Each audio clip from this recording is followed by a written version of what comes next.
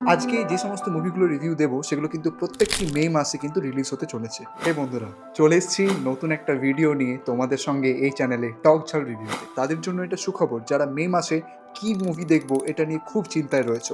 এই চ্যানেলে আমরা কিন্তু একটা অনেস্ট রিভিউ দেবো। প্রথম মুভিটা যেটা আসবে সেটা হচ্ছে দ্য প্যাট্রিয়ট। এটা একটা মালায়ালাম ফিল্ম আমরা আগেও দেখেছি, যার এটা স্টোরিগুলো কিন্তু মারাত্মক লেভেলের হয়। যদিও এই প্যাট্রিয়ট 2000 সালে কিন্তু হলিউড একটা সিনেমা ছিল। নেক্সট যে মুভিটা সেটা হচ্ছে দ্য শিবাজি মহারাজ। টিংটা কিন্তু করছে একজন মারাঠা অ্যাক্টর, সেটা আমরা সবাই জানি কে, রিতেশ দেশমুখ। নেক্সট হচ্ছে একদিন, এটা একটা রোম্যান্টিক মুভি হতে চলেছে। আই ডোন্ট নো মুভিটা কেমনভাবে প্রিভেল হবে, but hope for the best. Now যদি হলিউডে কিছু অ্যাকশন সিনেমার কথা বলার থাকে তাহলে মোরাল কম্ব্যাটকে আমরা ভুলতে পারি না। মোরাল কম্ব্যাটের পার্ট 2 নাকি রিলিজ করতে চলেছে এই মে মাসে। আর তার সঙ্গে থাকছে আখরি সওয়াল।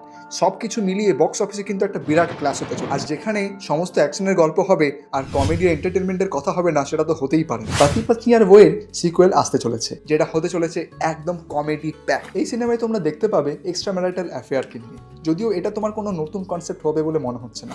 অলরেডি আমরা কিন্তু এরকম মুভি অনেক দেখেছি, যেটা কপিল শর্মারই হোক না কেন বা পাতি পাতনির আগের ভার্সনসগুলো হোক না। নেক্সট যে মুভিটা হবে সেটা হচ্ছে ভিভান একটা অ্যাডভেঞ্চার মুভি।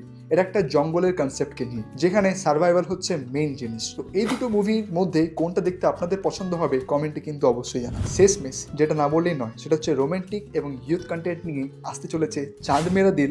আর 2 নম্বরে আছে ইয়ে জওয়ানি তো ইসকে হোনা হ্যায়।